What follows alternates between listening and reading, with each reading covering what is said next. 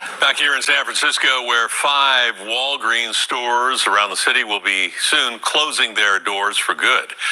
Brazen robberies like this one have become an epidemic. And tonight, KPIX5's Betty Yu asked some city leaders what's being done to help. This Hayes Valley Walgreens, located on Gough Street, is one of 5 closing in San Francisco next month. Walgreens is blaming the rising cost of organized retail crime. Okay, so you know who is responsible for this, not who's doing this. It's two different things. Everybody's doing this. Yes, of course, some men are probably, the majority, of course. But when you're not prosecuting any shoplifting cases, there's a myth going around that they won't prosecute if you steal under $950. In San Francisco, they're not prosecuting any of these cases. And you're seeing that going on around the country. So I did a video a few days ago, maybe in Chicago, what's happening. We know Massachusetts, that Rachel Rollins, that new attorney general they have out there, she's not prosecuting any crimes across the board. And this is being done because allegedly there are too many Sun men in prison.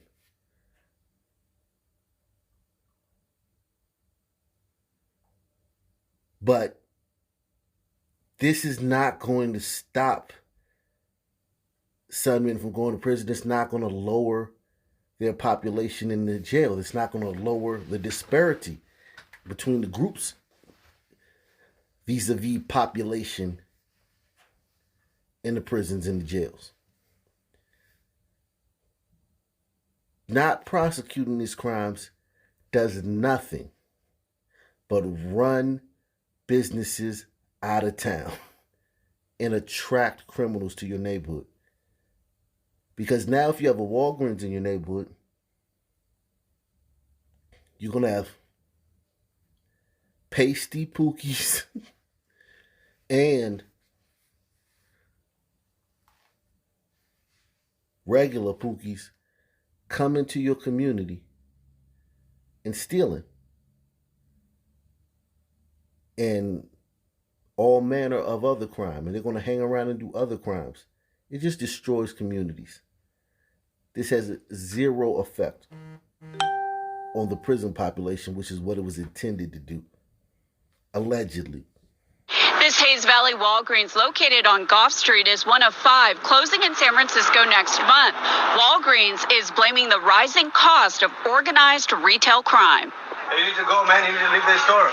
This kind of brazen shoplifting at a San Francisco Walgreens is just one example of a trend that's forcing the chain to close stores permanently. I needed to stay open because now and then I need me some Tums for heartburn. They got a pharmacy up in there. I really love that. See how sisters destroy things? And it's the same thing with pasty liberals. Those are the two groups that have created this mess the most. Now, yes, Sun men are the ones doing the crime the most. But they were relatively, for all intents and purposes, in check for a 30-year period from the mid-90s until 2020. Yes, the cities were still violent. Sun neighborhoods were still violent. It was reasonable, though. And then sisters and pasty liberals got together and they marched and they protested, and they started organizations like BLM, Pro-Fa,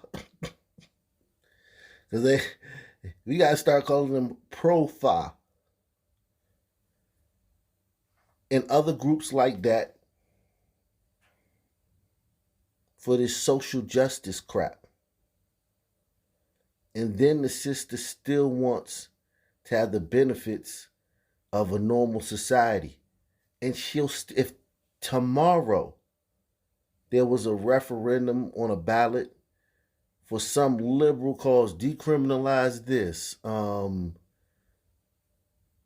take funds from the police, that,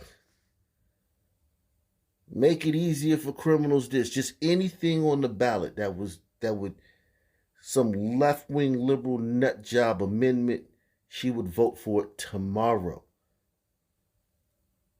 Even though it's making her life harder. And you can't compete with that. I tell you guys that a lot of times. You can't compete with someone who will just destroy their own life. It's very hard to compete with it. The only way you can compete with that is to go very hard and be very honest and be just as passionate as they are. However, it's very hard to do that because we're in a wokeopolis. But the tide may be turning. I don't know. You guys tell me what you think.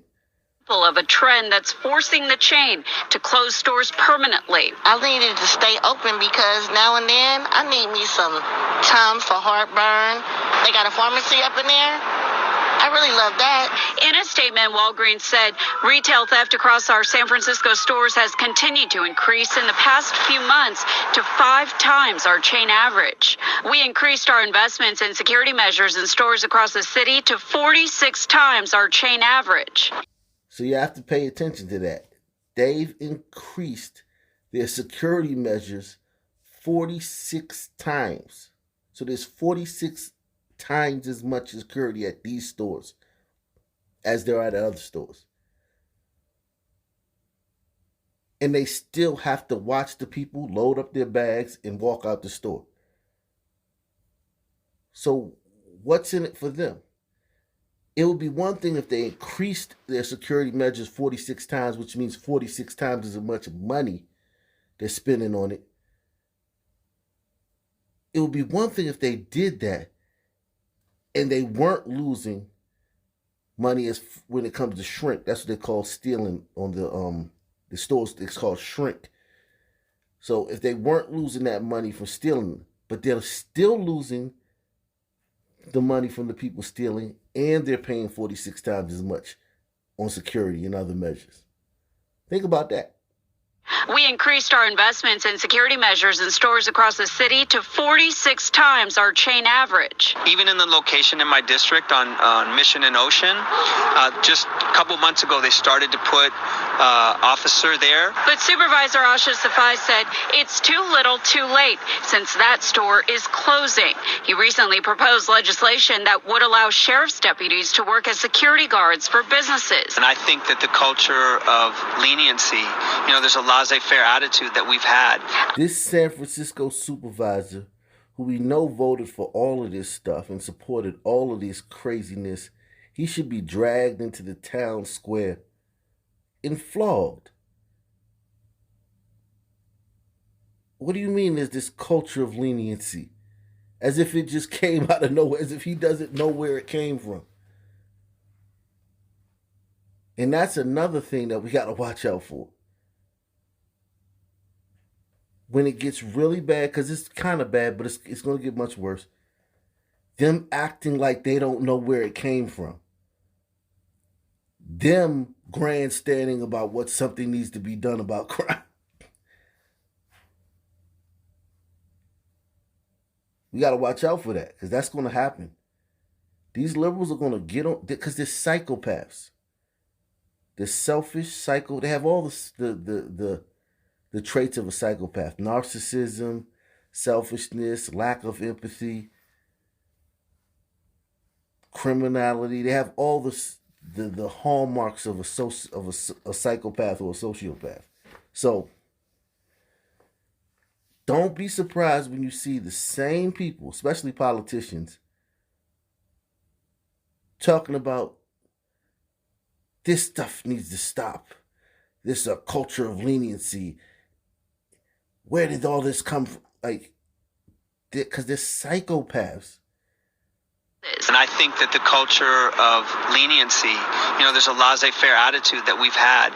Elena Norberg Brown says it's not uncommon to see people stealing at her neighborhood Walgreens.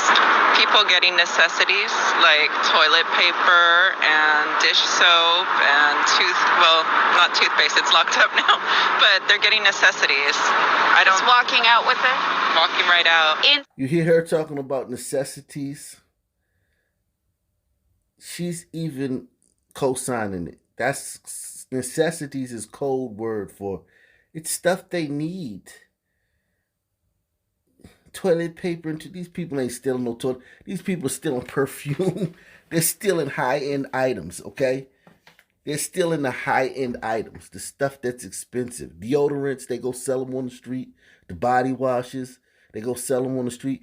Any brother been in a barbershop and seen some dude walking there selling some body wash, detergent? That's another big one they sell. The Tide. Just go get your hair cut in the hood one day. Or just hang around anywhere, a neighborhood, anywhere. The Tide, the deodorant, the body washes, all those things are sold on the street. Nobody's getting necessities. These woke people are, it's so annoying. Necessities. She's co-signing it on the low. People getting necessities like toilet paper and dish soap and not toothpaste, it's locked up now, but they're getting necessities. Just walking out with it? Walking right out. In San Francisco, Betty Yu, KPIX 5. Walgreens says that each store will automatically transfer prescriptions to another Walgreens within a mile radius. Patients will also be notified by mail. Okay, and you heard the guy say they'll transfer your prescriptions to a store within a mile. What if you're a senior citizen? What if you don't have transportation? And furthermore, what if you work at one of those Walgreens and they're closing? You don't have a job. Because I'm telling you, there ain't enough hours at the other stores. They may try to be like, well, we'll try to get you some hours at another store. When they say that, they literally mean like 8 hours a week. They may be able to get you 8 hours or maybe 16 hours a week. Okay? What about the people who work at these stores? Okay? Look at this woman. Walgreens employee scared to work after she was attacked by a suspected shoplifter. On to more serious news now on the heels of Walgreens' decision to close 5 stores in San Francisco because of shoplifting. We're hearing for the very first time from a current employee who is just fed up with feeling unsafe at work. ABC 7 News anchor Dion Lim brings us this interview you'll see only on 7. I'm 63 years old, and I need to work to survive. I'm not working at Walgreens to get hurt. This Walgreens employee, who only wants to be identified by her nickname of BB, recalls the shocking experience she had while working at a San Francisco store in May of 2020, when she asked a suspected shoplifter to put on a mask. Think about that. 2 years ago, if I would have told you that a store employee asked a suspected shoplifter to put on a mask, if I would have just told you that 2 short years ago, you would have called me crazy. You guys would have never believed that. That would have been theater of the absurd. It would have been, you would have asked for proof. No, that story's not real. There's no way that happened. No way a store employee walked up to a suspected shoplifter and asked him to put on a mask. Then, and that's just that part. Then, what if I would have told you that the shoplifter then went upside her head for asking him to put on a mask?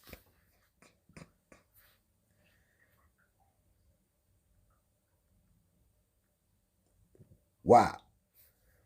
This Walgreens employee, who only wants to be identified by her nickname of BB, recalls the shocking experience she had while working at a San Francisco store in May of 2020, when she asked a suspected shoplifter to put on a mask. And I was hit in the forehead. BB missed 2 weeks of work and still suffers from emotional trauma. I'm scared. Whenever I go to work to Walgreens, I'm thinking, am I safe? Not long after, she says she and a colleague were attacked again. You were pepper sprayed by a shoplifter. Pepper spray like this. And I started coughing. Stories like BB's are not uncommon. Shoplifting, along with other incidents like this one from 2018 involving a fire extinguisher, have been widely documented, including in this now viral video taken by my colleague Leanne Melendez at the Hayes Valley store in June. A security supervisor contracted by Walgreens speaking on the condition of anonymity. You're not worried about your own job? I do, but I think someone's life is way more important than a job. Described a typical day working at various locations. I've been spit on, coughed on, stuff thrown at. I had a pee bottle thrown at me. I've been cut by a shoplifter. I've been bit by a shoplifter. Both she and BB say despite the constant threat of attack, they love what they do. Walgreens is a family. Just having this family going to work, it doesn't even feel like a job. And believe closing 5 stores won't improve security at the dozens of other stores in San Francisco. Check your employees. Don't think about your business. Think about your people. Because you don't know what's going to happen to them. Are we going to wait if somebody die?